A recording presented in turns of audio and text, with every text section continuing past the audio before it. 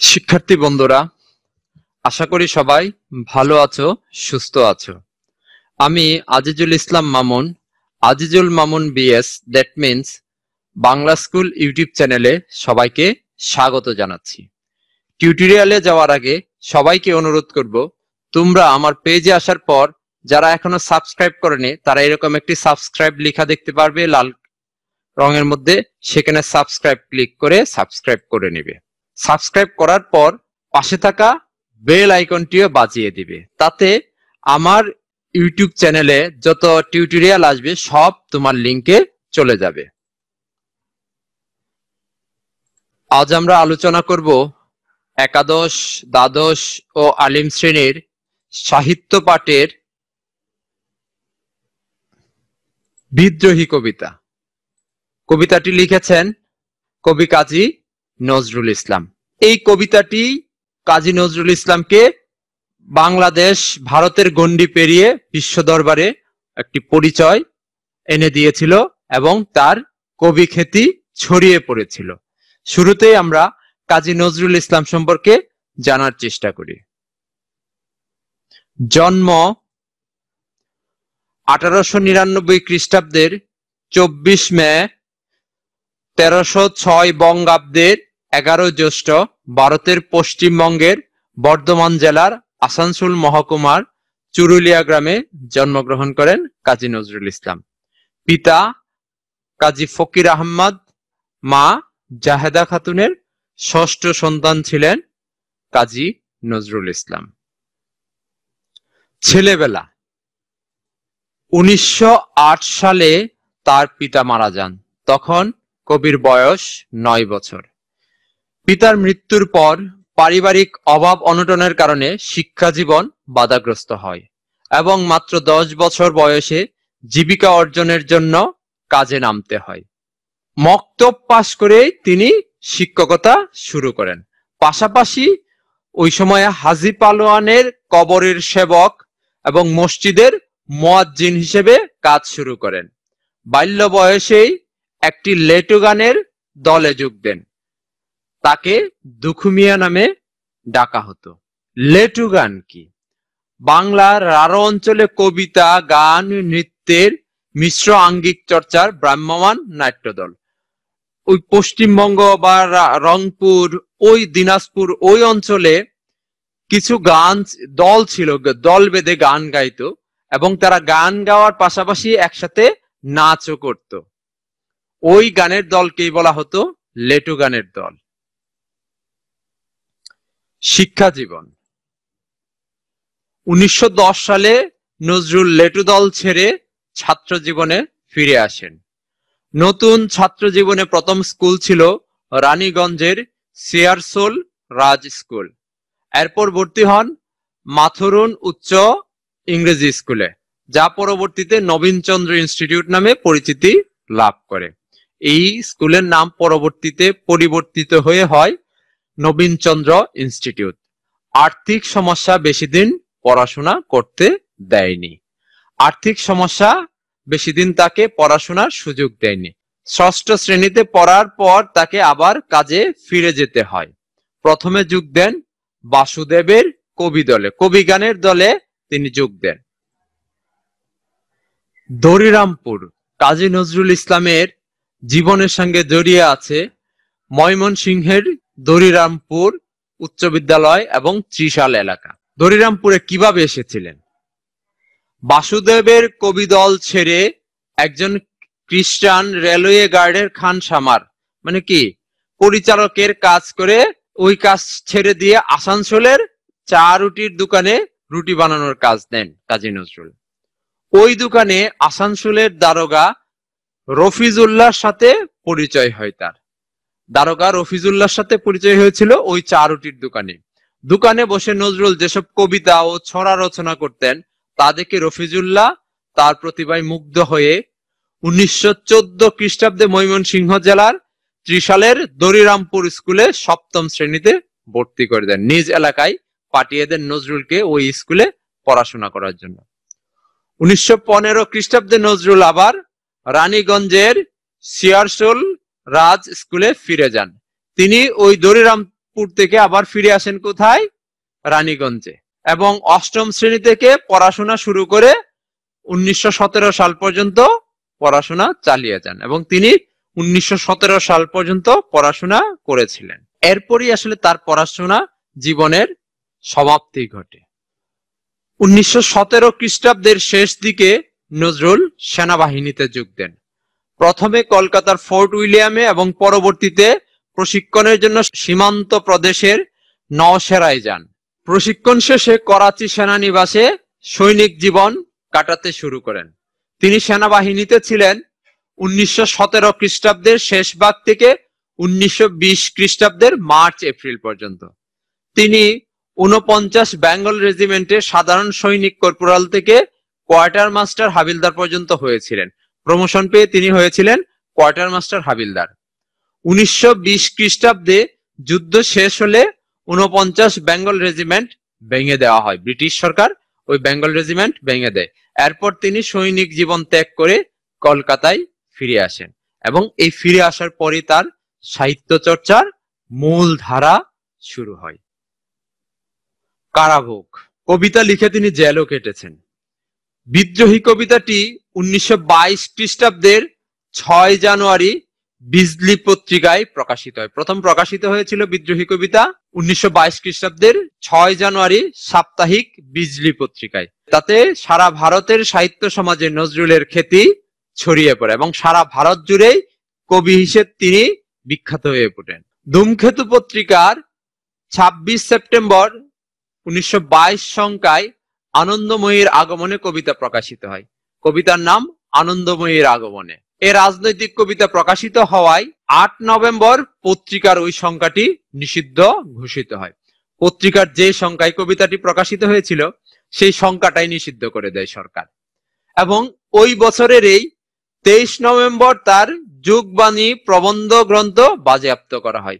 যুগবাণী নামে যে তিনি প্রবন্ধ গ্রন্থ লিখেছিলেন সেই গ্রন্থ বাজেয়াপ্ত করা হয় এবং 23 নভেম্বরেই কুমিল্লা থেকে কবিকে গ্রেফতার করা হয় এবং কবিকে বাংলাদেশের কুমিল্লা থেকে গ্রেফতার করা হয় আনন্দময়ীর আগমনে কবিতার জন্য।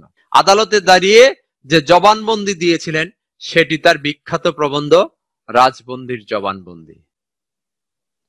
অসুস্থতা 1942 খ্রিস্টাব্দে অসুস্থ হয়ে পড়েন। এতে তিনি বাক শক্তি হারিয়ে ফেলেন, কথা বলার শক্তি তিনি হারিয়ে ফেলেন।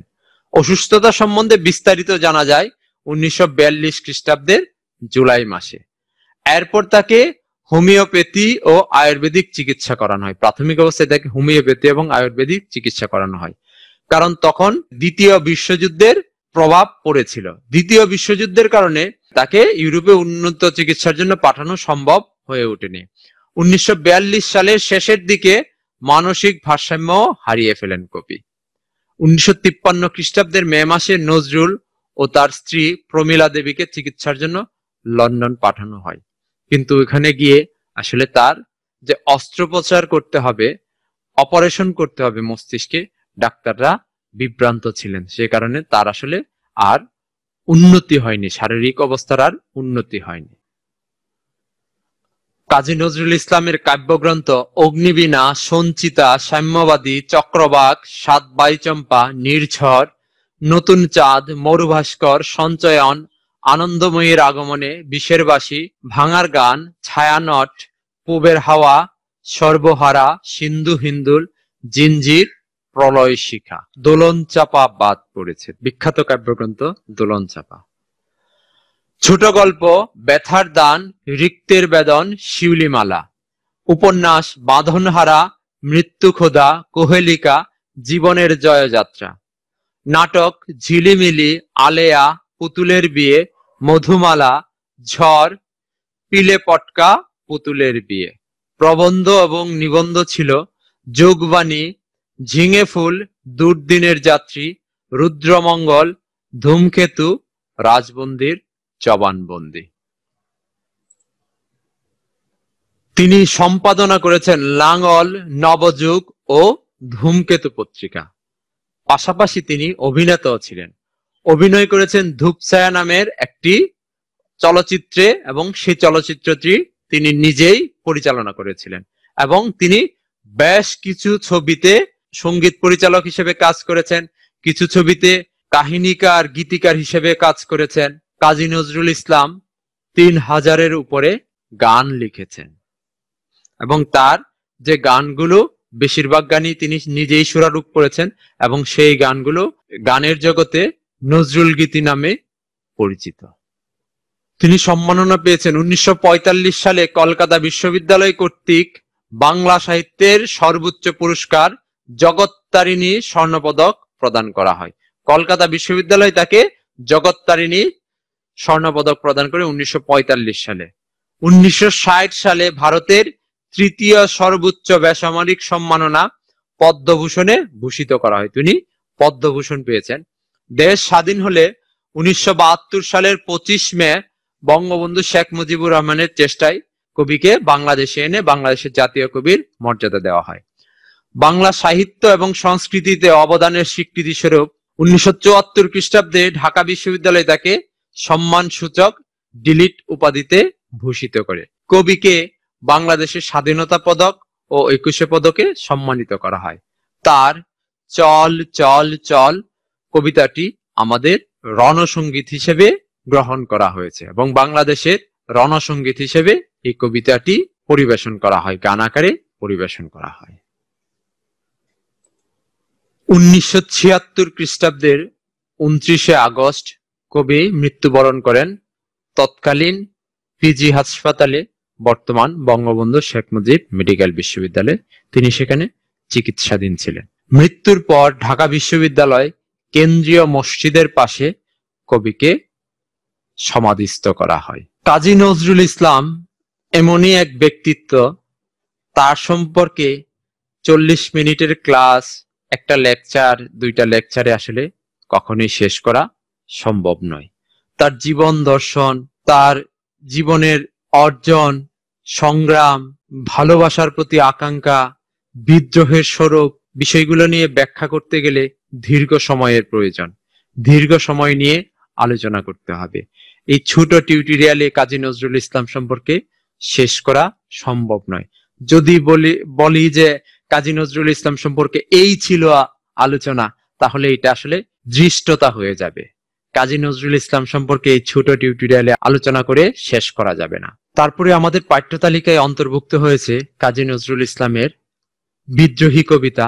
পুরো কবিতাটি আমাদের পাঠ্য তালিকায় নেই, এখানে সংক্ষেপিত করে তুলে নেওয়া হয়েছে। বিদ্রোহী কবিতা। বিদ্রোহী কাজী নজরুলের বিখ্যাত কবিতা সমূহের একটি, বাংলা সাহিত্যের ইতিহাসে সবচেয়ে আলোচিত কবিতা। কবিতাটি প্রথম প্রকাশিত হয় 1922 সালের 6 জানুয়ারি সাপ্তাহিক বিজলি পত্রিকায়। এরপর কবিতাটি মাসিক প্রবাসী পত্রিকায়, মাঘ 1328 সংখ্যায়, মাসিক সাধনা পত্রিকায়, বৈশাখ 1329 সংখ্যায়, ধূমকেতুতে 22 আগস্ট 1922 খ্রিস্টাব্দে ছাপা হয়। প্রকাশিত হওয়া মাত্রই কবিতাটি ব্যাপক জাগরণ সৃষ্টি করে। দীপ্ত বিদ্রোহী মানসিকতা ও অসাধারণ শব্দবিন্যাস ও ছন্দের জন্য আজও বাঙালি মানুষে কবিতাটি চির উন্নত শির বিরাজমান। কবিতার একটি পংক্তি চির উন্নত শির। কবিতাটি আসলে বাঙালি তথা বিপ্লবীদের জন্য চির উন্নত শির হয়ে আছে। আমরা পরের টিউটোরিয়ালে হয়তো বিস্তারিত আলোচনা করব। কাজী নজরুল ইসলামের বিদ্রোহী কবিতাটি আমাদের পাঠ্য তালিকায় সংক্ষেপিত করে সংযোজন করা হয়েছে। মূল কবিতার কিছু গুরুত্বপূর্ণ অংশ তুলে ধরা হয়েছে। পুরো কবিতাটি এই আমাদের পাঠ্য তালিকার নেই। এই টিউটোরিয়ালে আমরা পাঠ্য তালিকা থেকে আলোচনা শুরু করব। পরের টিউটোরিয়ালে মূল কবিতার যে অংশগুলো বাদ পড়েছে সেই অংশগুলো পরের টিউটোরিয়ালে আলোচনা করার চেষ্টা করব। বলবীর বল উন্নত মম শির, শির নেহারি আমারি নত শির, ওই শিকর হিমাদ্রির। কি বলছেন যে বলবীর আমার শির, শির মানে কি মাথা উন্নত, শির নেহারি আমারি, নেহারি মানে কি দেখো, প্রত্যক্ষ করো, তুমি একটু দেখো যে ওই শিকর নত শির, ওই শিকর হিমাদ্রির। আমার যে মাথা উঁচু করেছি তাতে আমার এই দাপটের সামনে ওই যে হিমালয় পাহাড়, হিমালয়ের পাহাড়ের যে চূড়াও যেন মাথা নিচু করে দিয়েছে, নত করে দিয়েছে শির।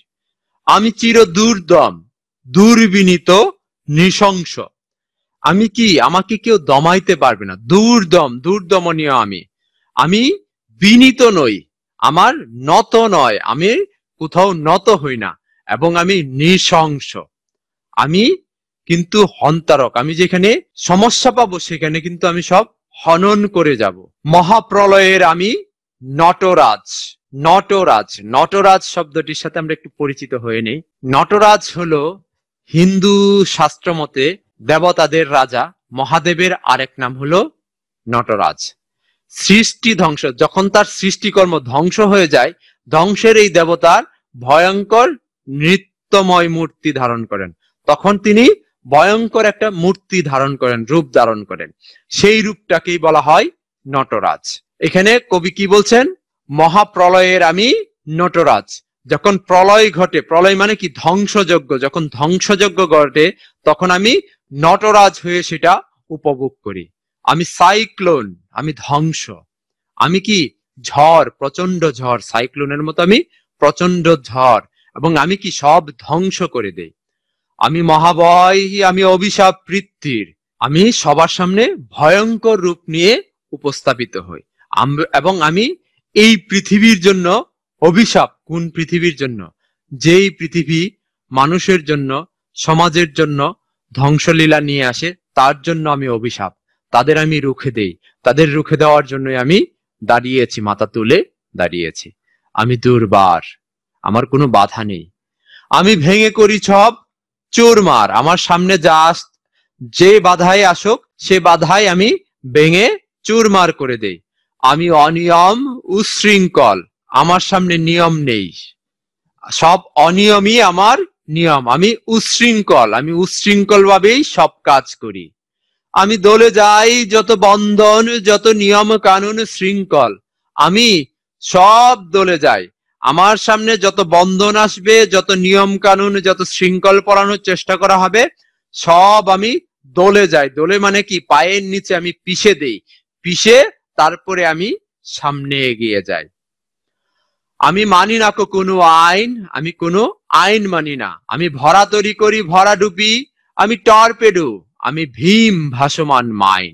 আমি কোনো আইন মানি না, আমি আমার আইনে চলি। আমি ভরা তরি করি, ভরা ডুবি। যদি ভরা নৌকা, ভরা জাহাজ থাকে, সে জাহাজকে আমি ভরা ডুবি করি। আমি কি? সম্পূর্ণটাই ডুবিয়ে দেই। কিসের মতো? আমি টর্পেডো। টর্পেডো মানে আমরা এখন বলি না সাবমেরিন, ওই সমুদ্র পথেই একটা অস্ত্র ছিল, সেটা হলো টর্পেডো। টর্পেডো দিয়ে আঘাত করা হতো। সেই রকম আমি সেই টর্পেডো ব্যবহার করে আমি আঘাত করি। আমি ভীম ভাসমান মাইন, আমি ভীমের মতো ভাসমান মাইন। স্থল মাইনের কথা কি তোমরা শুনেছ? মাইন জিনিসটা হলো কিছু বোমা পুঁতে রাখা হয়, মাটির নিচে পুঁতে রাখা হয়। কেউ যখন ওইটার উপর দিয়ে হেঁটে যাবে, সেই মাইনগুলো বিস্ফোরিত হয় এবং তারা মারা যায়। তোমরা অনেক মুভি আছে, এগুলা আসলে কিছু মুভি দেখাও উচিত। তোমরা তো আসলে ফেসবুক বা চ্যাট করা নিয়ে ব্যস্ত থাকো, কিছু মুভি দেখা উচিত, যেমন নো ম্যানস ল্যান্ড, কান্দাহার, এই জাতীয় অনেক মুভি আছে। এবং এই যে মাইন বললাম, মাইন বিরোধী আন্দোলন করেছিলেন কিন্তু প্রিন্সেস ডায়ানা, স্থলমাইন। প্রিন্সেস ডায়ানা সম্পর্কে আর না বলি, স্থলমাইন আসলে একটা ক্ষতিকর জিনিস, আমাদেরকে ধ্বংস করার জন্য। পজিটিভ কিছু না, আসলে নেগেটিভলি এটা ব্যবহার করা হয়। যুদ্ধের একটা মরণাস্ত্র হলো স্থলমাইন। আমরা রাস্তা দিয়ে হেঁটে যাচ্ছি, স্বাভাবিক রাস্তা, এখানে গর্ত করে মাটির নিচে মাইন পুঁতে রাখা হয়েছে, এবং ওইখানে যখন পা পড়বে তখনই এটা বিস্ফোরিত হবে। এবং বিস্ফোরিত হলে, মাইন বিস্ফোরিত হলে, বোমা বিস্ফোরিত হলে ধ্বংস অনিবার্য। আমরা ভীম শব্দটা দেখি, ভীম। ভীম শব্দের অর্থ হলো ভীষণ, ভয়ানক। পঞ্চপাণ্ডব, পঞ্চপাণ্ডবের নাম শুনেছ তোমরা? যদি তোমরা মহাভারত পড়ে থাকো, পড়ো কখনো মহাভারত, মহাভারতের একটি চরিত্র হলো ভীম। পাণ্ডব, অর্জুন, যুধিষ্ঠির, ওই ভাইদের একজন হলেন ভীম। এবং তিনি গদা, গদা হলো একটা অস্ত্র, যুদ্ধাস্ত্র। ওই সময়ের যুদ্ধাস্ত্র ছিল গদা, এবং গদা দিয়ে তিনি ভালো যুদ্ধ করতে পারতেন। আমি ধূর্চটি, আমি এলোকেশে ঝড়, অকাল বৈশাখী। আমি বিদ্রোহী, আমি বিদ্রোহী সুত বিশ্ববিধাত্রীর। আমি ধূর্যটি, ধূর্যটি শব্দটির সাথেও মহাদেবের সম্পর্ক। শিব বা মহাদেবের আরেক নাম ধূর্যটি। জটাধারী শিবের জট ধূম্ররূপী বলে তাকে ধূর্যটি বলা হয়। জট, মাথায় জট আছে, এবং জট নিয়ে যখন শিব আসেন তখন তাকে কি মনে হয়? ধূম্র, ধোঁয়ার মতো জাল সৃষ্টি করে, সেই কারণে তাকে ধূর্যটি বলা হয়। আমি ধূর্যটি, আমি ধূম্র জাল সৃষ্টিকারী। আমি এলোকেশে ঝড় অকাল বৈশাখীর। আমি বৈশাখ মাসে যে ঝড় আসে, এলোকেশে বলতে বোঝাচ্ছে যার চুল বা কেশ এলানো, আওলা জাওলা, ছড়ানো ছিটানো। এখানে অকাল বৈশাখীকে ঝড়ের সঙ্গে এলানো চুলের তুলনা করা হয়েছে। মানুষকে যখন রুক্ষ, কুষ্ক বা আওলা ঝাওলা চুল নিয়ে আসে তখন কিন্তু তাকে কি স্বাভাবিক মনে হয় না, তাকে বিপর্যস্ত বা রাগান্বিত, ক্রোধান্বিত মনে হয়। ঠিক সেরকম আমি ঝড়, যে কাল বৈশাখী ঝড় আসে, সেই ঝড় যখন আসে ঠিক সেই রকম আমি থাকি, যে আমার চেহারাটা ওই রকম। আমি বিদ্রোহী, আমি বিদ্রোহী সুত বিশ্ববিদাত্রী। বিদাত্রী মানে কি? বিধাতা। আমি বিদ্রোহী সুত বিশ্ববিদাত্রী। এখানে সুত শব্দের অর্থ কি বোঝাচ্ছে? আমি বিশ্ববিদাতার বিদ্রোহী পুত্র। সুত মানে কি? পুত্র। আমি বিশ্ববিদাতা, যিনি বিশ্বের বিধাতা, তার আমি বিদ্রোহী পুত্র। আমি শান্ত নয়, কিন্তু আমি অশান্ত। এবং বিধাত্রী, বিধাত্রী দুইটা শব্দ বানান আছে, এখানে ধ আকার, ত রিকার দিয়ে ব্যবহার করা হয়েছে। এইটা আসলে কবি ব্যবহার করেছেন পুংলিঙ্গ হিসাবে। আর আরেকটা বিধাত্রী হলো ত রফলা দীর্ঘ ইকার থাকে, যখন ত রফলা দীর্ঘ ইকার হবে তখন সেটা হয়ে যায় স্ত্রীলিঙ্গ, মাতৃ অর্থে ব্যবহৃত হয়। এখানে তিনি ধ্বংসাত্মক পুরুষরূপী হিসেবে তিনি এখানে তুলনা করেছেন বিধাতাকে। বলবীর, চির উন্নত মমশির। বীর, তুমি বলো, তোমার মাথা সবসময় উঁচু হয়ে আছে। আমি সৃষ্টি, আমি ধ্বংস, আমি লোকালয়, আমি শ্মশান, আমি অবসান, নিশাবসান। আমি সৃষ্টি, যা সৃষ্টি হয়েছে তাই আমি। আমি ধ্বংস, যা ধ্বংস হচ্ছে তাই আমি। আমি লোকালয়, আমি এই যে জনমানবের বসতি। আমি শ্মশান, যেখানে মানুষকে শবদাহ করা হয়। হিন্দু শাস্ত্র মধ্যে কোথায় পুরানো হয়? শ্মশানে পুরানো হয়। সেই শ্মশান আমি। আমি অবসান, আমি শেষ, আমি নিশাবসান। আমি নিশাবসান মানে কি? আমি রাতেরও শেষ। রাত যেখানে শেষ হয় সেটাও আমিই ঘটাই। আমি ইন্দ্রাণী সুত, হাতে চাঁদ ভালে সূর্য। ইন্দ্রাণী, ইন্দ্রের স্ত্রী সূচি। ইন্দ্রাণী আসলে হলেন সূচি। ইন্দ্রের স্ত্রীকে বলা হয় ইন্দ্রাণী। এবং তার ছেলের নাম ছিল জয়ন্ত। তার পুত্র ইন্দ্রাণীসুত। ইন্দ্রাণীসুত মানে কি? ইন্দ্রাণীর পুত্র জয়ন্তকে এখানে বলা হয়েছে সুত, হাতে চাঁদ ভালে সূর্য। মম এক হাতে বাঁকা বাঁশের বাঁশরি।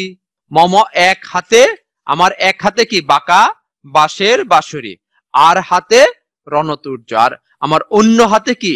রণতুর্য। আমার এক হাতে বাঁকা বাঁশের বাঁশরি, আর এক হাতে রণতুর্য।